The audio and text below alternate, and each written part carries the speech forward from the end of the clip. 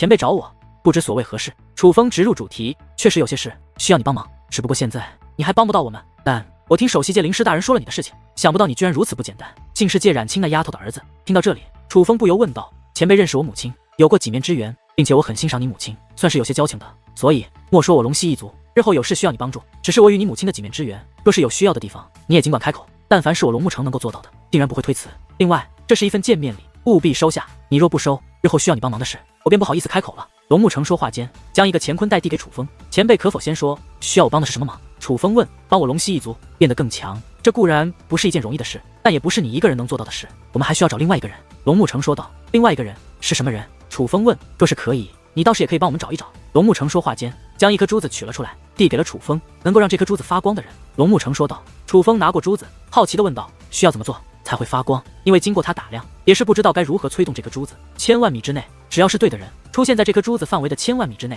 它便会亮。不过千万米已是最大覆盖范围了，以这个覆盖范围，想在这浩瀚修武界内找到这个人，无异于是大海捞针，所以至今没有找到。龙沐城说道：总会找到的。楚风将这颗珠子收下，这个也收下。龙沐城又将乾坤袋递给楚风，其补充道：别有压力，这只是见面礼，当需要你帮忙的时候，你也是可以拒绝的。只看你娘的面子上，我也不可能逼迫你做不想做的事。不过我觉得你应该会愿意帮这个忙，因为那件事事成之后还有重谢，那便多谢前辈了。楚风接过乾坤袋，旋即问道：前辈，我可以参观一下这里吗？虽是阵法世界，但是真的很大。而楚风一路跟随龙墨笑，直奔这里而来，错过了很多风景。当然，楚风也有他的目的，这里可是秦九亲手打造的领地，楚风想看看能否在这其中参透出一些什么。当然可以。龙沐城点头，随后楚风便参观起来，发现这里并不是一个简单的领地，在楚风看来，这里是精心搭建的，但精心搭建绝不只是为了美观好看，每个环节都有着独特的意义，只是楚风短时间也无法参透。楚风在这里观察了足足10几日的时间，因为他想弄明白这里布局的意义，也想看看能不能帮到龙溪一族的人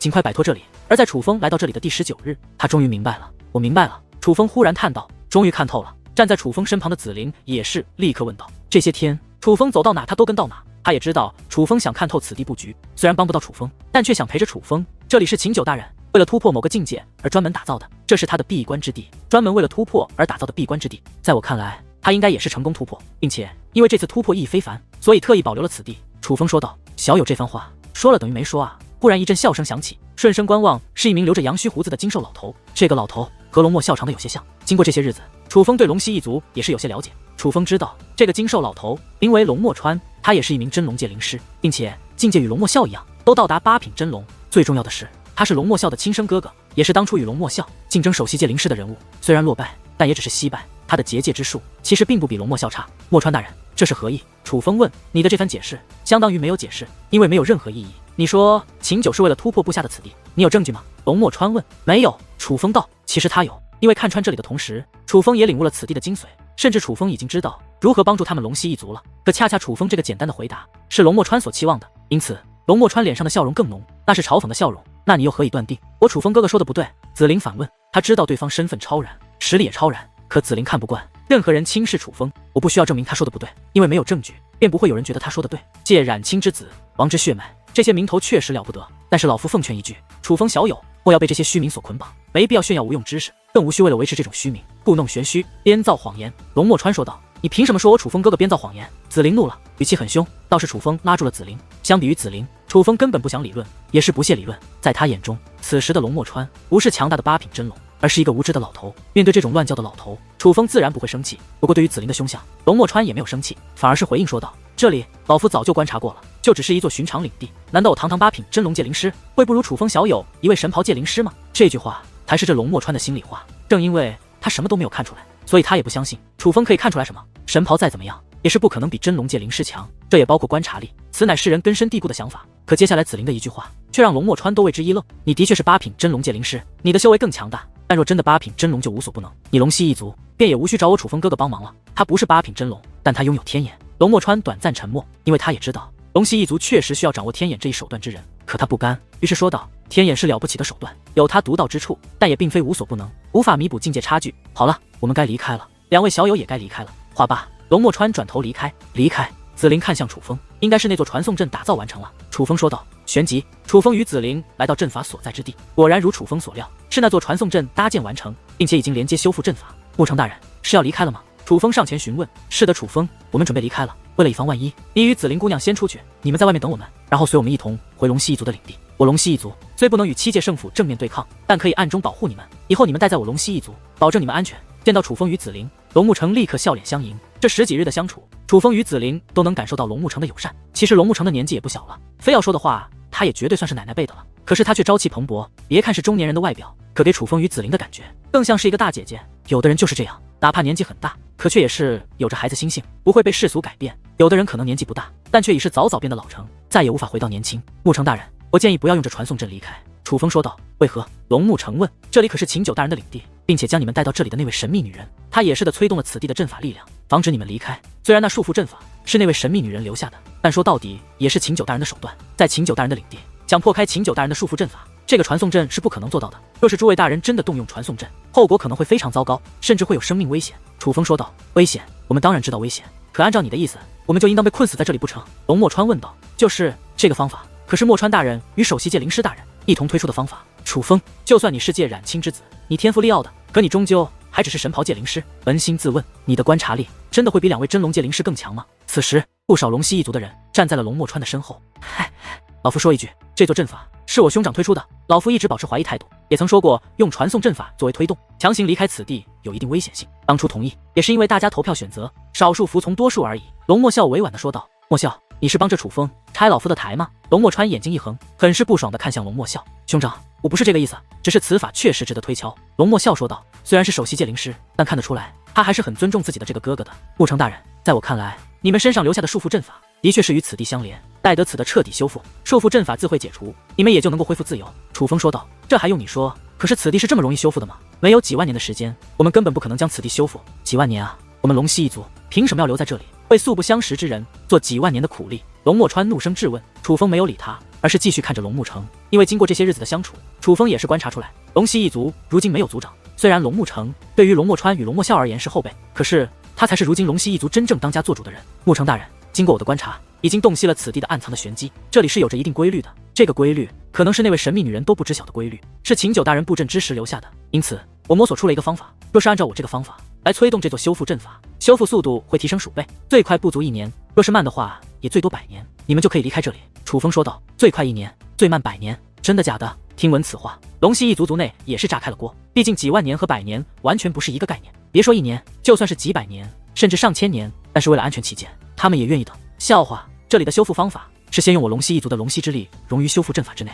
当龙息之力积蓄完成，阵法之力才开始进行修复。在龙息之力积蓄完成之前，修复阵法根本不会开始修复，而因为修复阵法也有损伤。鬼知道你说的方法究竟有没有效果？龙墨川一脸不信。楚风，你说的是认真的？龙沐橙询问。他也觉得将几万年缩短至100年，甚至1年，有些太不可思议。可是这个消息却又是如此令人欣喜。可还不待楚风回答，龙墨川则是急了，赶忙来到了龙沐橙身旁。沐橙，你该不会相信这小子的话吧？就算他是界染青的儿子，可他只是一个小辈，只是一位神袍界灵师。莫说是他，就算是界染青来了，也不可能有如此观察力。我好歹是8品真龙，我是8品真龙界灵师啊，难道我的观察力会不如一个区区神袍吗？他以为他是谁啊？他难不成是秦九的弟子不成？竟说能洞悉秦九的意图，看穿此地的规律，这不可笑吗？龙墨川说道。楚风笑着摇了摇头。你笑什么？龙墨川问。没什么。楚风本来想说他真的就是秦九的传承者，但是龙墨川肯定会问你有什么证据能够证明，反正说了也不会信，所以楚风便觉得没必要。反正最多100年，100年时间，我们也可以优化出更好的传送阵，那时更加事半功倍。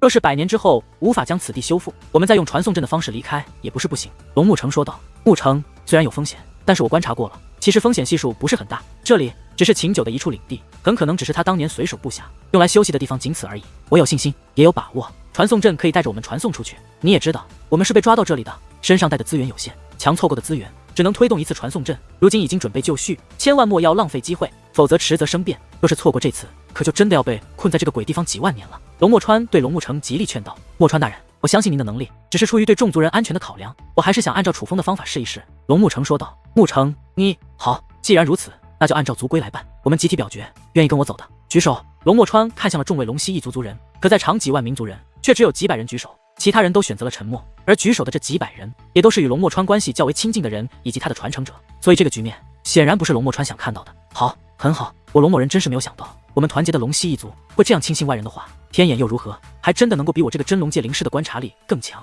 龙墨川表现得更加气愤，因为这个结果让他感觉很没有面子，当然也有一种失望，被族人抛弃的失望。既然如此，那龙某便不奉陪了。穆成，你听信此子的话，耽误的可是我龙溪一族100年时间，说长不长，可说短也不短，那可是一代小辈时期的结束。此话说完，龙墨川大袖一挥，便向那座传送阵走去，举手跟随的几百人也是跟着他一同动身。莫笑大人，楚风忽然看向龙墨笑，旋即抬手勾勒出一座阵法，请莫笑大人布置此阵，附着在他们身上。若是真的失败，应该能够有些效果。楚风说道：笑话，我需要你来保护吗？你一个区区神袍。龙墨川无比愤怒地看向楚风，此时的他已经开始憎恨楚风，那个眼神恨不得将楚风撕了，因为他计划好的一切都是被楚风所毁掉的。在他看来，楚风不仅仅是毁了他的计划，而是毁了龙溪一族的将来。站住！可龙墨笑却忽然怒斥一声，同时一股磅礴的结界之力释放而出，将传送阵的入口封锁。楚风小有的阵法看似简单，实则玄妙，确实与此地的阵法有着贴切相近之感。我觉得有用。话罢，龙墨笑便开始布置。不过眨眼的功夫，几百座单独阵法全部布置成功，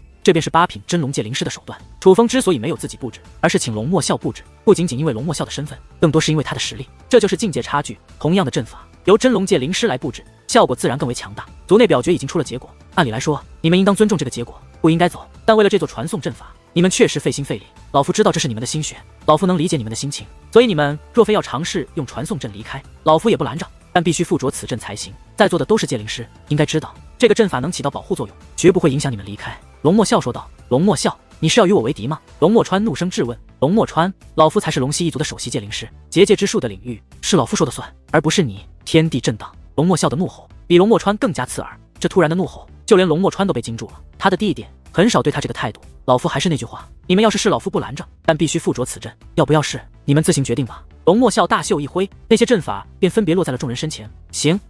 龙墨笑，看不出来你还有这样一面，我龙某今日给你这个面子。龙墨川很是不服的点头，但却也是妥协了。他率先将那阵法附着在身上，见状，那跟着他的几百人也是跟着照做，随后便踏入了传送阵之内，且立刻传送阵法开启，阵法之力滔天，一切看似无比正常。看到这一幕，龙溪一族的许多人面露后悔，他们也是有些慌了。倘若这传送阵真的能够顺利出去，那他们岂不是错过了这次离开的机会？毕竟他们资源有限，只能推动传送阵一次，如今已经催动，他们便再无机会了。可是楚风却察觉到了不对。莫笑大人，我们过去看看吧，我觉得还是不妥。楚风对龙墨笑说道。我也正有此意。龙墨笑说话间，便带着楚风向他们来时的结界空间飞掠而去。其实那结界空间就是一道防御结界，只是因为有裂痕，他们才能够进去。因为龙墨笑身上的束缚阵法使其踏入结界空间便行动受限，倒是楚风快速飞奔，可在结界空间前行一段距离后，龙墨笑便看出那布置好的传送隧道出现了裂痕。糟了！看到这一幕，龙墨笑脸色大变。身为界灵师，自然知道这是传送失败导致的，可偏偏失败的地方就是在这会对他们造成阻碍的结界空间内。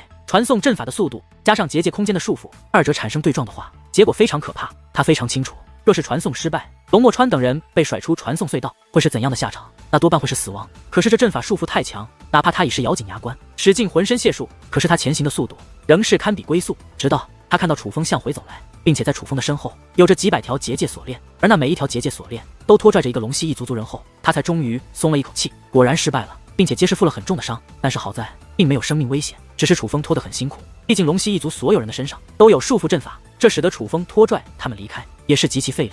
楚风，我来吧。带着楚风靠近后，龙墨笑说道：大人，您的修为虽远在我之上，可在这里面您发挥空间有限，诸位前辈的伤势在这结界空间内只会加重，必须尽快离开，还是让晚辈来吧。楚风此话一出，龙墨笑也不再说什么。楚风说的对，他虽然吃力，可能发挥的力量也是远在龙墨笑之上的。此时越来越多的人开始进入结界空间，他们也都意识到情况不妙，但是很多人不适应，都根本无法深入，只能在结界空间边缘处等待着。待得他们看到楚风拖拽着那些负伤的人，满面苍白，极为吃力却仍不放弃的模样，无一例外皆是十分动容。当楚风拖着他们走出结界空间之时，已是虚脱的直接坐在了地上。也就幸亏是楚风，换作是其他人，根本不可能将这些人拖出来。楚风，我对不起你。看着楚风如此虚弱的瘫在紫菱的怀中，身负重伤的龙墨川也终于是低下了头。身为界灵师，他自然知道是楚风提供的阵法保护了他们，如若不然，他们的伤势一定比现在更加严重。但却不仅仅是阵法保护了他们，楚风更是救了他们。若不是楚风将他们快速拖拽出来，他们的伤势一定会越来越重，一定会死在里面。楚风是真的救了他们一命。而面对满面悔恨的龙墨川等人，楚风也并未计较，而是笑着说道：小事一桩。也正是楚风这样不计较的态度，使得龙溪一族所有族人看楚风的目光变得肃然起敬。如果说之前关于楚风的传闻，许多人还半信半疑，那么现在许多人已是深信不疑。这绝对不是一个寻常的小辈，是打破他们认知的小辈。看似楚风救了龙墨川这几百人，可他们都清楚，若不是楚风相劝，他们所有人都要踏入传送阵，那个后果可就不是一个楚风能救得回来的了。所以楚风是救了他们龙溪一族所有人。楚风虽然虚弱，但只是耗费的力气太多，只是短短半日，楚风就已经恢复。至于龙墨川他们，并无生命危险，只不过伤势也不简单，并非短时间便能恢复的，需要慢慢调养。彻底恢复之后，楚风便将自己参透出的方法告诉了龙木成他们。那是一种类似吐纳的修炼方法，其实非常简单，只是这个规律较为特别，必须按照这个规律才有用。木成大人，这个方法绝对有用。在阵眼之中尝试之后，许多人面露狂喜，纷纷表态，他们依旧无法看到那修复阵法积累的程度，但是他们能够感受到，用楚风这个方法将他们的龙息融入阵眼之内，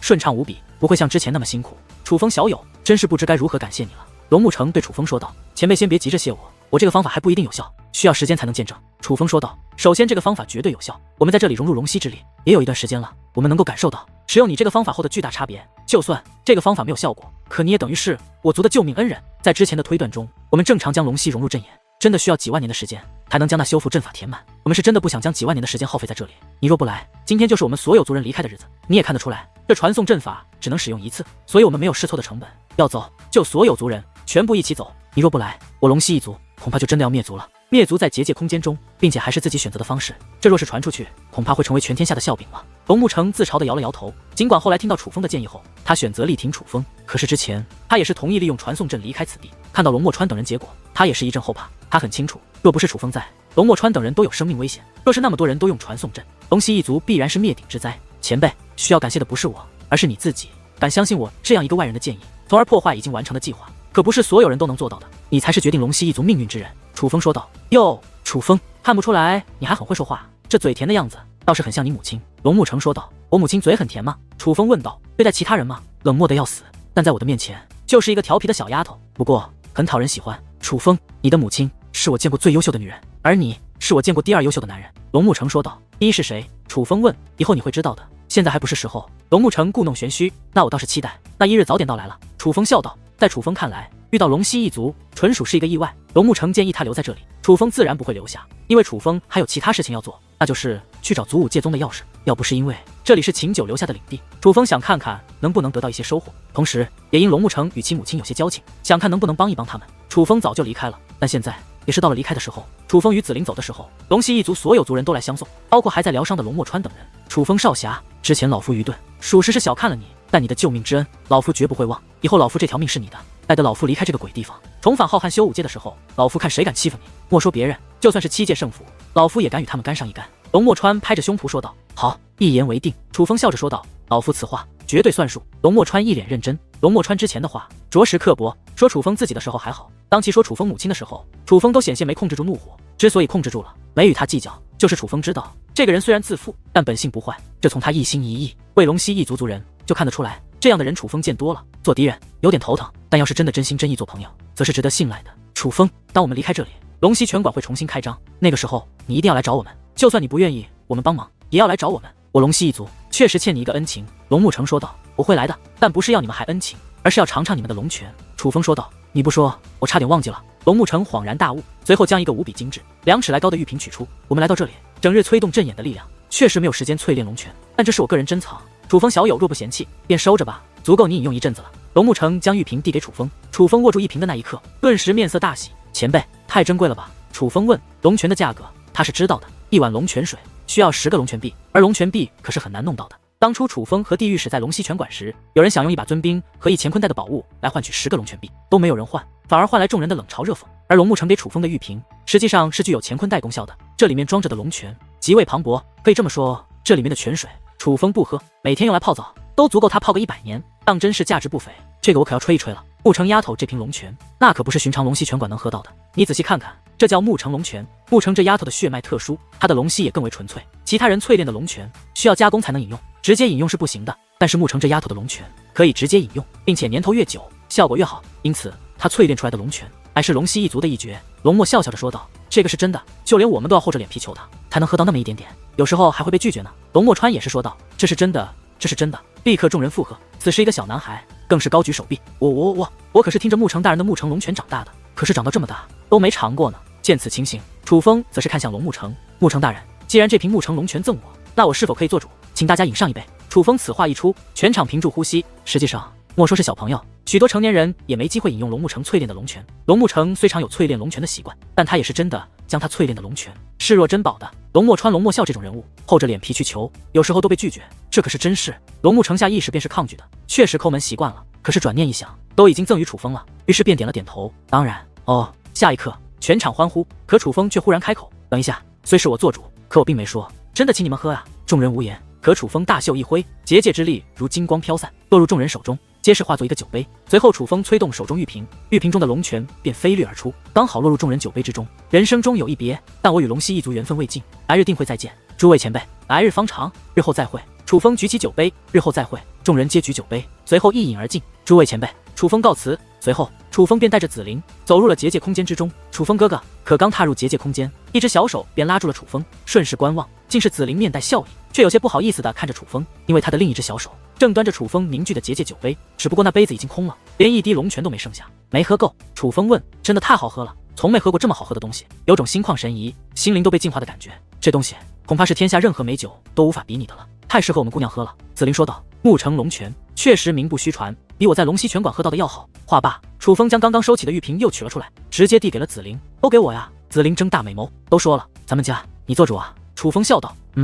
真好。不过嘛，这是沐城大人送你的礼物，我怎好意思没收？这样，我留一部分，其他的还是楚风哥哥收着。话罢，紫菱取出一个玉瓶，那同样是一个具有储物功能的玉瓶，随后咕咚咕咚的便将楚风的沐城龙泉向他的玉瓶里倒。见此一幕，楚风不仅没有丝毫心疼，反而有种自豪之感。身为男人，努力奋斗不只是为了守护家人，若能凭借本事换得爱人一笑，那同样是前行路上不可缺少的动力。当楚风与紫菱离开此地，回到圣地之时，谭宇依旧在此等着。接下来有何打算？楚风对谭宇问。楚风大人，我想继续修炼，但回到那片森林去。谭宇说道。那里没有资源，一直留在那里，修炼速度会很慢。楚风道。楚风大人放心，我修为恢复，宛如重生，绝对不会再庸庸碌碌过一辈子。我也会云游四方，想办法增进修为，但我打算定居在那里，时不时的回到那里，那里对我来说意义非凡。谭宇道。也好。看到谭宇此时的状态，楚风倒也安心，因为谭宇又重新燃起了斗志。楚风大人，还能再见吗？谭宇问道。有缘自会再见的。楚风其实知道修武界太大了，想要再见其实并不容易。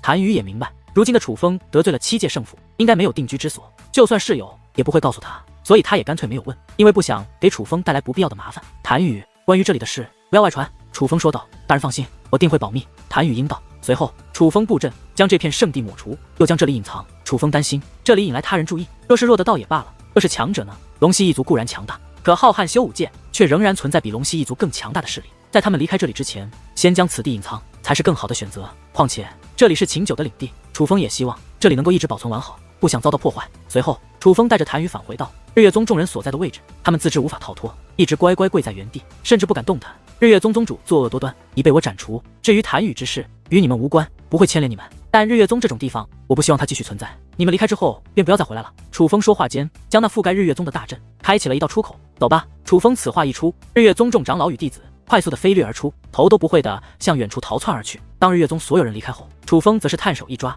无数天才地宝自各个建筑禁地飞掠而出，全部落入楚风身前的乾坤袋之内。这一次，楚风可谓将日月宗搜刮一空。当然，其实最珍贵的都在日月宗老祖以及宗主的身上，那些都已经提前给了谭宇。至于此时搜刮的这些，楚风也是递给了谭宇。不要拒绝。楚风道。多谢楚风大人。谭宇知道拗不过楚风，于是也是抬手接下。我还有事，就在这里告别吧。回去以后安心修炼，记住人心险恶，可不要再轻信他人了。楚风说道。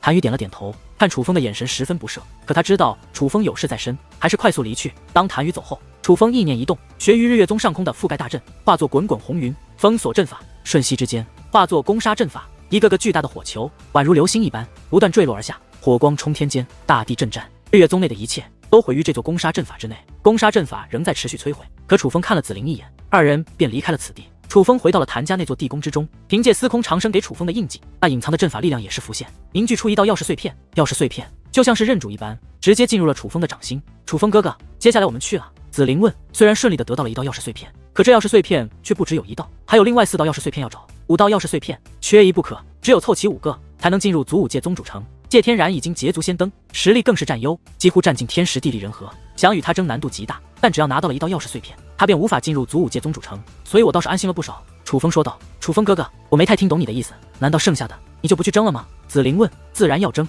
但也急不来。其实谭家情况复杂，我们能够顺利拿到钥匙碎片也算是幸运的，但我来之前可没想过仙海天河会有这样的幸运。我选择这里，而言是想顺路拜访我卧龙武宗的那位前辈。楚风说道：“是真元孤山那位前辈，他隐居在这里吗？”紫菱问。关于真元孤山那位前辈是武者商会会长这件事，还是那位托付卧龙宗主转交给楚风乾坤袋时暗藏的信息，楚风倒是也明白，那位没有直接告诉卧龙宗主他的另一个身份，而是通过阵法传递给楚风，便是不想让更多人知道他的这个身份。可是谁都可以瞒，楚风并没有瞒着紫菱，紫菱也是知道了，真元孤山那位前辈便是武者商会会长，是他带着楚风回到的祖武天河。对，不过到时候我自己进去，因为那位前辈不太想更多人知道他的身份，你就假装不知道。楚风说道：“我知道的。”紫菱点头，决定之后，楚风便立刻上路。说起来，武者商会会长给楚风提供的修炼地址，恰巧就在相邻的星域之中。那是一座人烟稀少、看似普通的山脉之中，可楚风来到这里便发现，这里暗藏玄机，乃是绝佳的修炼之地。楚风进入山脉，便感觉到自己触发了这里的隐藏阵法，所以楚风与紫菱干脆站在半空不动了。楚风知道，眼前所见绝非真正的山脉，想要找到武者商会会长并不容易。反正触发了这里的阵法，武者商会会长若是在的话，定会派人来找楚风。果然，很快便有一位老者飞掠而来，而这位老者楚风认得，乃是楚风第一次进入武者商会所结识的那位马强。马主事，楚风少侠，又见面了。马强笑眯眯的上前，再见楚风，他也是十分激动。马前辈，您怎么来这里了？楚风问。楚风少侠，这说起来还多亏了你啊，上一次正是因为帮了你一个小忙，所以被会长大人提拔了。马强笑着说道。那会长大人可在？楚风问。在呢。楚风少侠，紫菱姑娘，随我一起来吧。马强说道。你知道他？楚风诧异，没想到马强会直接说出紫菱的名字，是会长大人与我说的。紫菱姑娘是你的爱人吗？马强笑着说道，但又想起什么，而是赶忙补充道：“楚风少侠放心，我的嘴巴严得很，对会长大人更是忠心耿耿，不然会长大人也不会如此信任于老夫。所以你和紫菱姑娘的关系，老夫绝对不会外传的。马前辈的人品，我楚风绝对信得过。”楚风也是笑道。楚风原本还想让紫菱在外面等着，毕竟他觉得武者商会会长并不想让除了楚风以外的其他人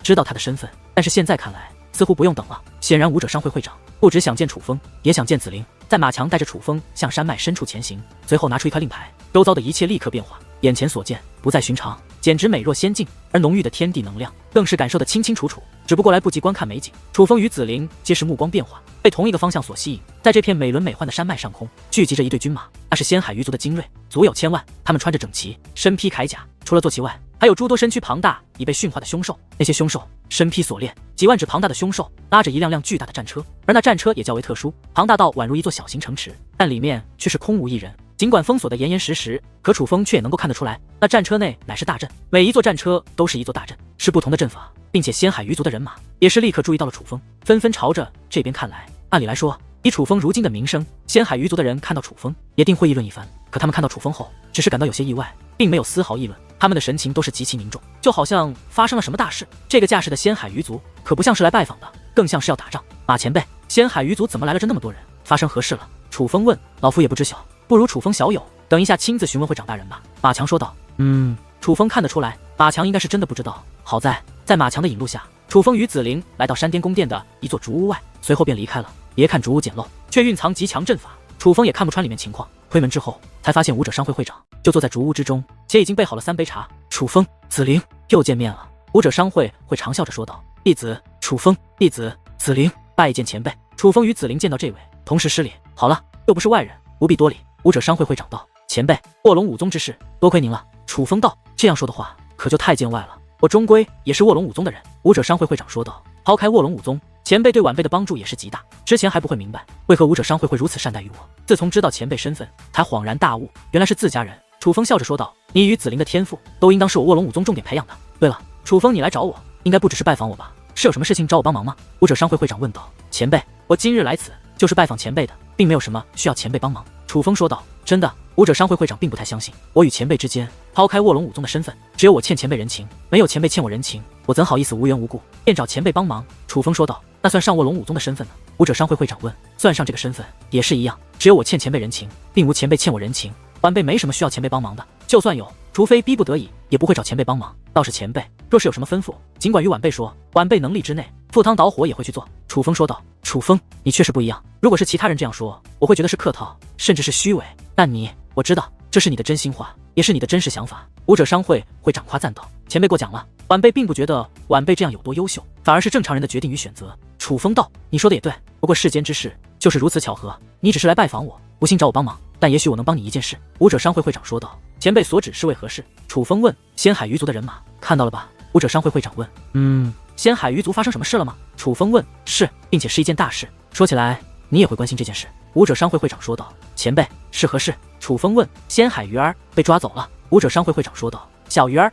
是何人抓走的？楚风询问。是狱宗的人。武者商会会长说道。狱宗，他们为何要抓小鱼儿？狱宗与仙海鱼族之间有恩怨吗？楚风问。不知具体原因，若说恩怨，狱宗和所有势力都有些恩怨，只是多不严重，此事没有公开。但仙海鱼族高层已经乱了套，仙海鱼族族长以及诸多高手都已兵分多路前往有可能是狱宗盘踞之地寻找。但狱宗想必你也有所耳闻，他们向来行踪诡异，除非他们想现身，不然找到他们并不容易，就别说找到他们的老巢了。而我武者商会遍布浩瀚修武界，再加上与仙海鱼族关系不错，所以他们也是请我帮忙，看能否提供一些线索。外面这些人就是等待我收集的线索的。不过还真被我收集到了一些线索，就在仙海天河的同一座星域内，有着2个世界，都曾有狱宗的人出现过，并且不是1个2个这么简单，是很多个狱宗的人。武者商会会长说道。是哪2个世界？楚风询问。武者商会会长直接将一张地图丢给了楚风。前辈，我恐怕要先离开了。楚风看了一眼后便说道。莫急，那可是狱宗的人，倘若真的是潜藏在仙海天河这伙狱宗之人抓走的小鱼儿，你能对付得了吗？外面就有仙海鱼族的人马在，率领这队人马的乃是仙海鱼族的仙海十月。仙海十月乃是一位8品真神，同时也是一位7品真龙。武者商会会长说道。他会愿意与我同行吗？楚风问。他也是仙海鱼族高层，知晓你与仙海少羽以及仙海鱼儿的关系，再加上我去说，他会同意的。你先在这里等一下。武者商会会长从楚风身旁路过之时，也是将先前丢给楚风的地图拿了回去。很快，外面仙海鱼族的大军动了起来，是准备离开的架势。而武者商会会长也是回来了，同意了，你去吧。武者商会会长说道。楚风与紫菱便准备离去，可武者商会会长却是忽然道：“紫菱留下。”前辈，紫菱自然有些不情愿。你一直待在祖武天河，应该不够了解狱宗。当今浩瀚修武界，明面上最令世人恐惧的乃是7届圣府，但各方势力都不愿意得罪的，也定然包括狱宗。我可以这样说，纵使仙海鱼族已是当今浩瀚修武界仅次于7届圣府的强大存在，可他们若真的与狱宗正面开战，也未必是狱宗的对手。就更不要说如今狱宗在暗，他们在明了。紫菱，我知道你现在修为不弱，但面对这种存在，你可能会给楚风拖后腿。我想这不是你希望的，而留在我这里，我能保你周全，楚风也会更加安心。武者商会会长说道。楚风哥哥，那我在这等你。紫菱也是明白了此行的危险性，而他觉得武者商会会长说的很对。好，我处理完此事就来找你。楚风此话说完便准备离开。等一下，可武者商会会长却再度开口。唰，楚风回头之际，2张符纸已向他飞掠而来，一张是传送符，用来逃跑用的，一张是隐藏符，效果极佳。准确来说，2张符的效果都非常利奥的，能不用尽量不用，这玩意贵得很。武者商会会长说道。说了不帮，可还是帮了，又欠了前辈一份恩情，将来定然会还。楚风此话说完便飞掠而出，直奔仙海鱼族的大军。而大军最前方，一名白发苍苍但却英气十足的老太婆站在那里，她身穿铠甲，英姿飒爽。楚风少侠，总算见面了。我名为仙海十月，少羽殿下和鱼儿殿下那2个孩子都是我看着长大的，他们时常与我说起你帮过他们不少。仙海十月面带淡淡笑意说道。这算是他的自我介绍。晚辈楚风拜见十月大人。楚风也是立刻施以一礼，自家人便不必客气，有话路上说。此话说完，仙海十月便立刻动身。路上，仙海十月也与楚风说了一些具体情况。原本仙海鱼儿是在修炼，可不知为何，在13日前却突然离开了仙海鱼族，且没有通知任何人，连仙海少羽也没有告诉。后面便发现他身上的防御阵法被破坏了，并且对方也是早有准备，提前布置了对仙海鱼儿体内阵法有的影响阵法。正因为这个影响，使得本可以在仙海鱼儿遭遇危难时，原本能通过防御阵法联系到仙海鱼儿的仙海鱼族族长，也是看不清具体情况，但是敏锐的观察力还是让他通过防御阵法看到了一些端倪。他确定是狱宗的人将仙海鱼儿抓走了。目前狱宗为何要抓仙海鱼儿，仙海鱼族并不知晓，狱宗也没有通知仙海鱼族，表达出他们的想法，看来是想隐瞒到底。但狱宗的危险性不用多说，而他们这个行为更是透露出了危险的信号，所以第一时间仙海鱼族内部便兵分多路，向所有狱宗可能隐藏的地方行去，同时也是联络到了武者商会，看看武者商会这里有没有关于狱宗的情报。这也是刚巧，等待情报的时候就遇到了楚风。十月大人有何计划吗？楚风问。既然确定是在微光上界和清雪行界，便直接封锁，然后大军攻入，对待狱宗只能如此。若是鱼儿殿下不在这2个世界，那活捉他们一些高层也能找到一些线索。若是鱼儿殿下就在这2个世界，他们若是不敌，也会拿鱼儿殿下做威胁，到时再谈判即可，至少要保证鱼儿殿下也会安全。仙海十月说道。楚风倒是觉得仙海十月的决定没什么问题，他们使用的传送阵是较为特殊的，并未直接抵达2个世界的其中一个，反而是传送到了星空之中。此刻2个原本辽阔的上界也是以球体浮现在楚风等人的视线之中，而仙海鱼族大军训练有素，到达有利位置立刻撤下凶兽，整齐有序布置阵法，与那巨大的阵法相连，开始催动封锁阵法。伴随仙海十月的一声令下，其中2座阵法同时发射，2道磅礴的结界光柱兵分2路奔向2座世界。当结界光柱落下之后，也是开始快速蔓延，但毕竟是一方世界，总是阵法力量再强，想要彻底覆盖也是需要一些时间。查探阵法，仙海十月又是一声令下，紧接着又有2道大阵射出2道光束，分别奔向2个世界。封锁阵法较为简单，就只是将那方世界封锁，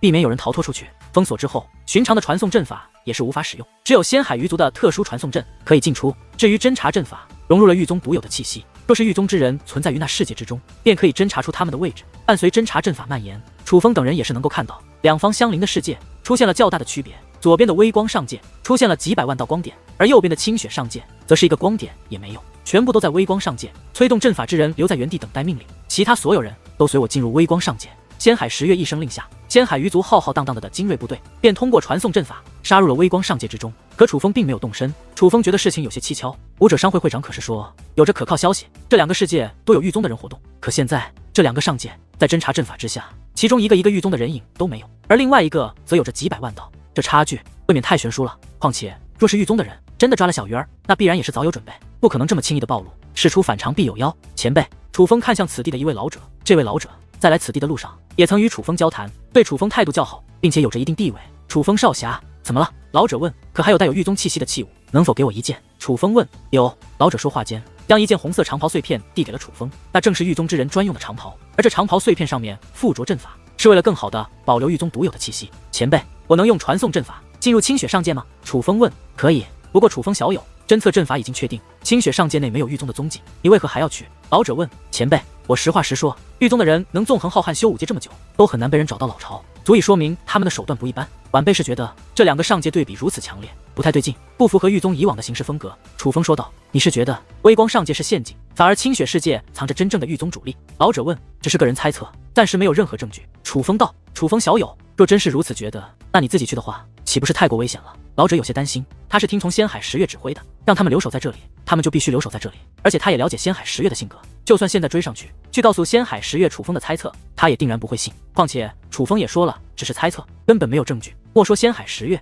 就算是他掌握兵权，也不敢冒险。眼下来看，仙海十月的决策是正确的。前辈放心，我有方法应对，我去探探路，若真的有情况，我再回来找前辈帮忙。楚风说道。也好，楚风少侠务必小心。老者说道。可楚风动身之前，却又说道，前辈，您应该能通过阵法联系到十月大人吧？可以。老者道。要不还是将我的猜测告诉十月大人，就算不信，也可以劝他小心行事。楚风越来越觉得微光上界可能是陷阱，老者有些犹豫，之所以犹豫，就是因为了解仙海十月，他怕将这个消息告诉仙海十月，仙海十月不仅不信，反而会斥责于他。前辈，事关仙海鱼族这么多人命呢，小心一点，总是无碍的。楚风再度说道。好。听闻此话，老者不再犹豫，相比于千万族人性命，他被斥责一顿又能如何？于是立刻通过大阵联系到了仙海十月，且将楚风说的情况告诉了仙海十月，替我转告楚风少侠，多谢他的提醒，我们会注意的。另外，所有人催动阵法之人坚守原地。听到阵内仙海十月的回应，楚风知道仙海十月还是不相信他说的话，只是仙海十月说的比较委婉，没有像先前龙墨川那样表现出强烈的不满和抗拒。可是那句